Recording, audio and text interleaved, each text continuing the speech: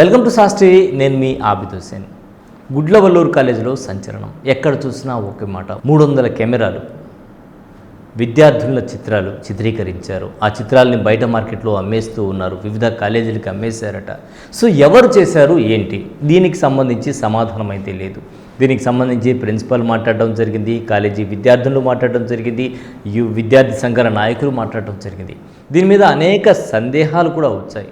ఎందుకంటే బాత్రూమ్స్లో సీసీ కెమెరాలు ప్రధానంగా, అంటే గతంలో సీసీ కెమెరా అంటే వైర్ కనెక్షన్ ద్వారా సీసీ కెమెరాలు పెట్టేవాళ్ళు. కానీ ఇప్పుడు టెక్నాలజీ పెరిగిపోయింది. ఇప్పుడు ఉండేటువంటి అత్యాధునిక టెక్నాలజీ వల్ల ఒక చిన్న బటన్కి అయితే పెట్టవచ్చు, ఒక షవర్లో పెట్టవచ్చు, ఎక్కడైనా కూడా చిన్న బటన్ లాంటి కెమెరాస్ ఇప్పుడు వచ్చేస్తున్నాయి. సో వీటిని ఎక్కడైనా కూడా పెట్టేటువంటి అవకాశం ఉంది. సుమారు 750-800 రూపాయలకి ఇవి అతి తక్కువ దొరుకుతున్నాయి. అయితే ఇవి పనిచేయాలి అంటే వీటికి ఛార్జింగ్ పెట్టాలి ఒకటి.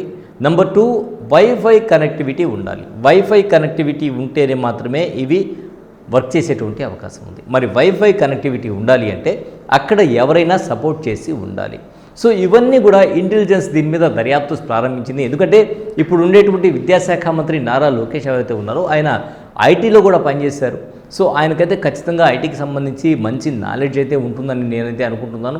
సో ఖచ్చితంగా ఆ ఐటీ నాలెడ్జ్తో దీని మీద దర్యాప్తు అయితే జరుగుతుంది. ముఖ్యమంత్రి చంద్రబాబు నాయుడు చెప్పినట్టు ఇక్కడ వాళ్ళే కాకుండా బయట నుంచి కూడా మనం వ్యక్తులను తీసుకొస్తూ ఉన్నాం. ఇప్పటికే ల్యాప్టాప్ స్వాధీనం చేసుకోవడం జరిగింది. అదేవిధంగా అక్కడ ఉండేటువంటి ఏవైతే చెప్పారో వాళ్ళందరినీ కూడా విచారిస్తూ ఉన్నాం. పర్టికులర్గా కొంతమందిని అదుపులోకి తీసుకొని వాళ్ళని విచారిస్తూ ఉన్నాం.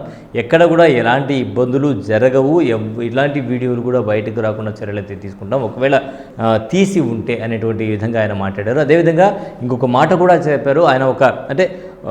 సదరు ఒక తండ్రి పడేటువంటి ఆవేదన ఏ విధంగా ఉంటుందో, తమ బిడ్డలకు ఏదైనా ఇబ్బంది కలిగితే అటువంటి ఆవేదన పడుతూ ఆయన ఒక మాట చెప్పారు. ఊరికే అంటే ఎక్కడ కూడా లీడ్ లేకుండా కేవలం నారా లోకేష్ చెప్పినట్టు ఒక నలుగురి మధ్య జరిగినటువంటి సంఘటన అని నారా లోకేష్ అయితే దీని మీద చెప్తూ ఉన్నారు. మరి ఏం జరిగింది ఏందనేది పూర్తిగా విచారణలోనే తెలుస్తుంది. మరి ఆ దిశగా విచారణ చేస్తూ ఉన్నారు. దీనికి సంబంధించి ఓ విలేకరి కూడా ప్రశ్న అడిగారు. మీరు మమ్మల్ని ఎందుకు లోపలికి అలౌ చేయలేదు, మమ్మల్ని కూడా అలౌ చేస్తుంటే మేము కూడా చూస్తాం కదా అక్కడ ఉండేది లేనిది అని కూడా అడగడం జరిగింది. దానికి కూడా అటువంటిది ఏం జరగలేదని అయితే ఆయనైతే సమాధానం చెప్పడం జరిగింది. అయితే దీని మీద ముఖ్యమంత్రి చంద్రబాబు నాయుడు సీరియస్గా ఉన్నారు. ఆయనైతే చెప్పడం జరిగింది ఎక్కడ కూడా ఏమీ జరగలేదు, 300 మందికి సంబంధించి ఎలాంటి వీడియోలు బయటకు రాలేదు, ఒకవేళ వచ్చి ఉంటే ఆ వీడియోలు చూపించండి అని కూడా అడగడం జరిగింది, ప్రశ్నించడం జరిగింది. ఏదో ఒక గాలి వార్తను పెట్టుకుని 300 మంది అమ్మాయిలకు శీలానికి సంబంధించినటువంటి విషయం ఇది చిన్న విషయం కాదు. ఇటువంటివి ప్రయత్నాలు చేయవద్దు, ఉపేక్షించేది లేదు. ఎవరైనా ఇలాంటి అవాస్తవ ప్రచారాలు చేస్తే మాత్రం కఠిన చర్యలు తీసుకుంటాను అని ఒక తండ్రిలాగా, ఒక తండ్రి హోదాలో ఉండేటువంటి వ్యక్తిలాగా ఆయనైతే చెప్పడం జరిగింది.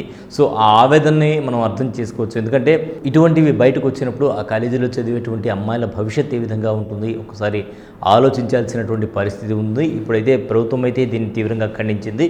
ఇది అటువంటివి ఏమీ జరగలేదని ప్రతి ఒక్కరు కూడా ఇదే భావించాలి. ఎందుకంటే జరగకపోతేనే మంచిది. ఎందుకంటే 300 మంది అమ్మాయిల భవిష్యత్తుకు సంబంధించినటువంటి విషయం ఇది. సో దీని మీద ఒకవేళ ఎవరైనా చేసి ఉంటే మాత్రం దర్యాప్తు కఠినంగా నిర్వహించాలి. దర్యాప్తు పూర్తిగా నిర్వహించి శిక్షలు అయితే కఠినంగా ఉండాలని చెప్పి భావిస్తున్నాం మనమైతే.